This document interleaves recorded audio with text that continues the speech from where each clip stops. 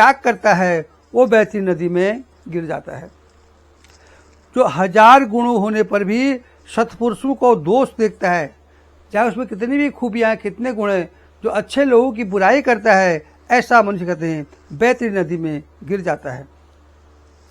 हे गरुड़ जी, वचन दे करके जो ब्राह्मणों को यथार्थ दान नहीं देता, जो बुला करके उनका अपमान करता है, ऐसा कह के कि वो दोनों सदा बैतरी नदी में निवास करते हैं।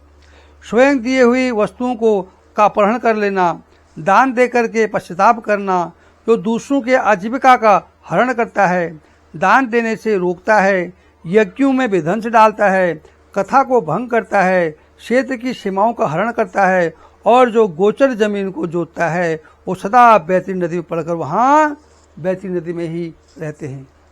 जो ब्राह्मण होकर के रसिक करता है और वृषलोकित पति शूद्र की स्त्री के साथ विवाह करता है, ब्राह्मण पत्नी को बनाता है, उसको वेद प्राप्ति कर गया कि अतिरिक्त अपने लिए पशुओं की कोई हत्या करता है, ब्रह्मकांड अच्युत्य होता है, मांस भोजी होता है, मद्यपान पीने वाला होता है, उत्खल स्वभाव वाला होता है, शास्त्रों के अध्ययन नहीं करता है, वेद पढ़ने वाला शूद्र जो है वो वेद पढ़े, शूद्र कपिला काय का जो दूध पीता है, और शूद्र वो जो यज्ञोपवीति पहनता है, और ब्राह्मणी पति को बनाने वाला शूद्र, राज में सदा व्यक्तिचार करने वाला, पराई स्त्री से अपहरण करने वाला, कन्या के साथ यथा कर्मचारी की इच्छा से रखने वाला, ऐसा सतत्व उसका शत्रु नष्ट करने वाला सदा बैतरी नदी में गिर जाता है। हे गरुड़ जी, ये सभी तथा इसी प्रकार और भी बहुत निषेध चारण करने से उत्कृष्ट तथा शास्त्र विधि कर्मों को त्याग कर में मूढ़जन बैतरी में गिर जाते हैं। सभी मार्गों का पाप करके पापी यमलोक में पहुंचता है और पुनः यम की आज्ञा पाकर दूत लोग उन्हें बैतरी नदी में फेंक देते हैं। ये खगराज, यह बैतरी नदी बहुत कष्टप्रद, बहुत दुखदायी है, सभी प्रमुख नरकों में भी सर्वश्रेष्ठ कष्टप्रद है, इसलिए यमदूत पापियों को उस बैतरी नदी में फेंक देते हैं। हे पक्षीराज, कहते हैं बंधुओं द्वारा कृष्ण गौ, जो ब्राह्मणों को कृष्ण गौ का दान नहीं करता है, जिसने अपने अधोकात क्रिया दशकात क्रिया नहीं करता, जिसकी ऐसे उद्देश्य अधोदष्ट क्रिया नहीं करने वाला भी बैतरी नदी में महान दुख भोगता है। वो बैतरी नदी में तटस्थ में शालीमती वृक्ष में उसको गिर जाते हैं, उस तेज पत्तों से उसका शरीर कटता है।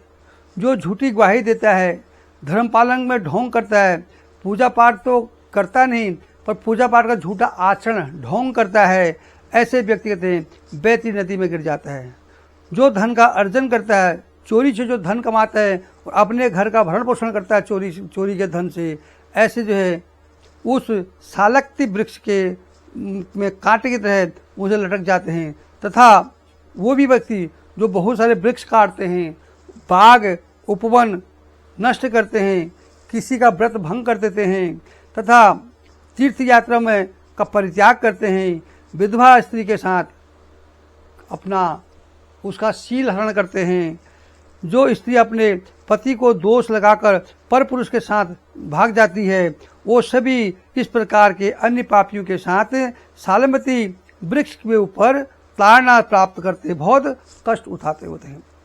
हे पक्षीराज, पीटने से नीचे गिरे हुए और उन पापियों को यमदूत नरक में फेंक देते हैं। उन नरकों में जो पापी गिरते हैं उनके विषय में मैं तुम्हें बताता हूँ।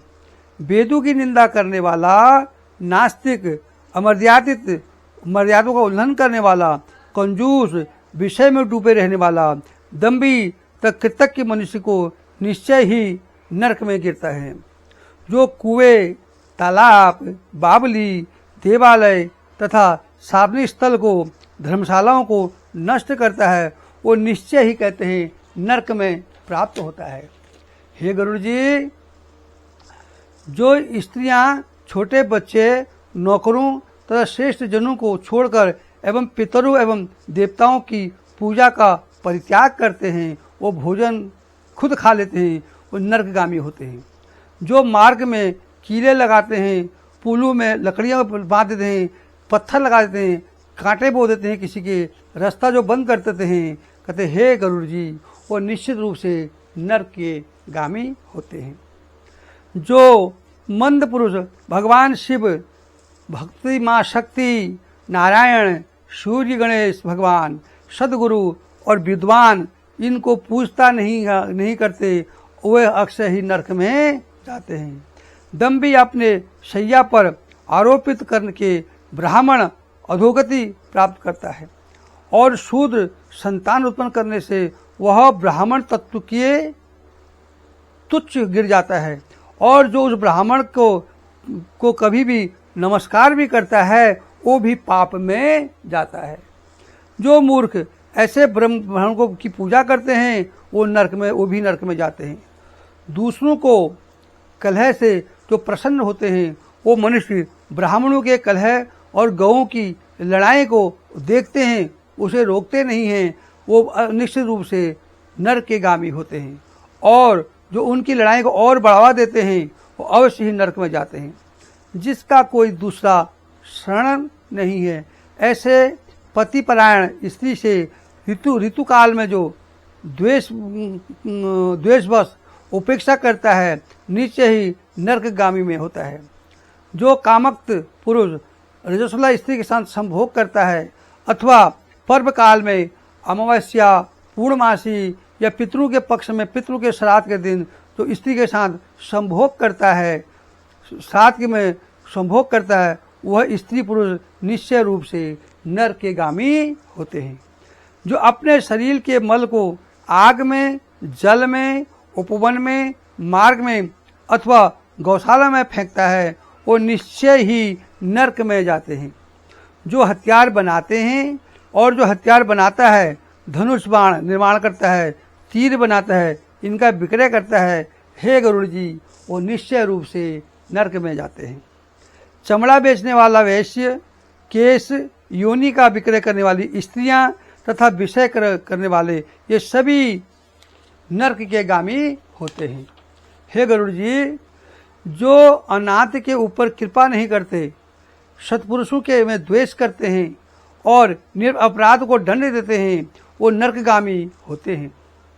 आशा लगाकर घर पर आए हुए ब्राह्मण या याचक भिखारी को पाक समान घर में होते हुए भी जो दान नहीं देते हैं, वो निश्चय ही नरक के गामी होते हैं। जो सभी प्राणियों में विश्वास नहीं करते और उन पर दया नहीं करते हैं तथा जो सभी प्राणियों में प्रति कुटिलता भाव व्यवहार करते हैं, हे गरुड़ जी, वो निश्चय रूप से नरक के गामी होते हैं।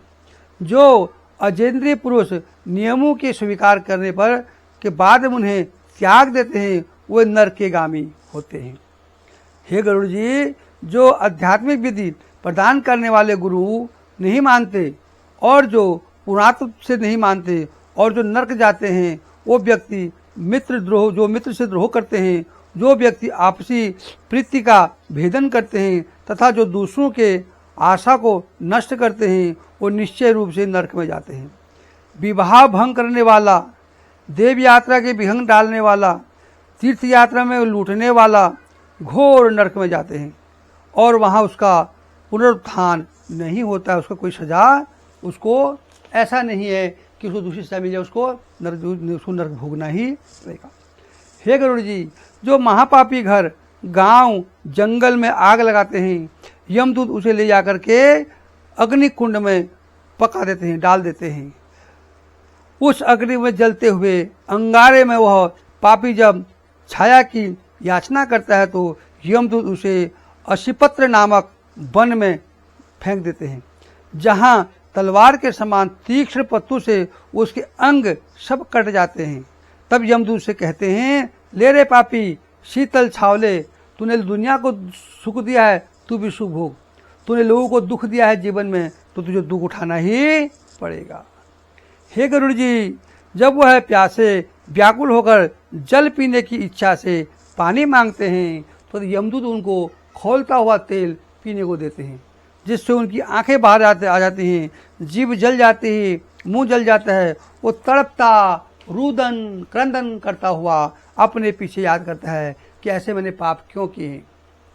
हे गरुड़ जी, उस अति उष्ण तेल को पीते ही उसके आंतें जल जाती हैं और वो गिर पड़ता है।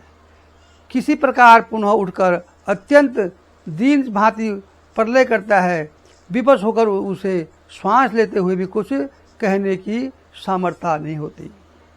हे ताक्ष, भगवान कहते हैं, इस प्रकार पापियों को बहुत सी यातनाएं बितानी बताई गई हैं। विस्तार पर इन्हें कहने का क्या आवश्यकता, जिनके संबंध में सभी शास्त्र कहा गया है। इस प्रकार हजार नर नारी नरकीय यातनाएं भोगते हुए पर्यंतर घोर नरक में पकड़े रहते हैं। उस पाप का अक्षय फल भोगकर पुनः वही पैदा होते हैं और यम की आज्ञा पृथ्वी में आकर के स्वचर एवं आदि योनियों में प्राप्त करते हैं। हे गरुड़ जी, इस प्रकार 84 लाख योनियां कही गई हैं, जिनमें वृक्ष, गुल्म, लता, वल्ली, गिरी, पर्वत तथा तूष्ण आदि स्थावर योनियां कही गई हैं। ये अत्यंत मोह से अकृत हैं। कीट, पशु पक्षी, जलचर तथा देव इन योनियों में मिलकर 84 लाख योनियों कही गई हैं। हे गरुड़ जी, इस सभी योनियों में घूमता हुआ वह जीव फिर मनुष्य योनि को प्राप्त करता है और मनुष्य योनि में भी नरक में आए व्यक्ति चांडाल के घर में जन्म लेता है। तो उसमें भी कुष्ठ रोगी, पाप रोगी बहुत दुखी रहते हैं। किसी को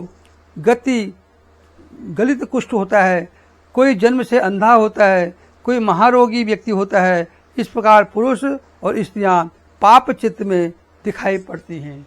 ये हे गरुड़ जी, ये कहते मैंने आपको गरुड़ पुराण का 4th अध्याय बताया, जिसमें जो जो पाप करते हैं उनको नरक की यातना झेलनी पड़ती है और नरक में वास करना पड़ता है। प्रिय भक्तों, मेरे भगवान के, मेरे परिवारजनों, आशा है इसको आप ध्यानपूर्वक सुने। बहुत काम की चीज़ है, मनन करें, आप भी ईश्वर जाएं। आज से अब 4था अध्याय है, कल हम आपको 5 और 6ठे अध्याय के बारे में बताएंगे। आपका दिन मंगलमय हो, शुभमय हो। अपना विशेष ध्यान रखना, अपने पितरों की खूब सेवा करो, क्योंकि ये साल में सब 15 दिन ही पितृपक्ष होता है। बाकी चीज़ 2-2 दिन हो जाती है। साथ ही उसमें त्यौहार रोज़ हम मनाते हैं। पितरों को मनाने का यही 15 दिन है। इसलिए तन मन धन से अपने पितरों की सेवा कीजिए, पितरों का उद्धार कीजिए। अपने पितरों के आगे जो मैं सुना रहा हूँ ये उनको सुनाइए, पितरों को गरुड़ पुराण सुनाइए उनको, पितरों को, जिससे उनको मोक्ष प्राप्त हो, आप पे उनकी कृपा बनी रहे। इसलिए पितृदेवो भव, पितृदेवो भव, पितृदेव भी हमारे सबसे बड़े देव हैं, क्योंकि ईश्वर द्वारा उनको ही दिया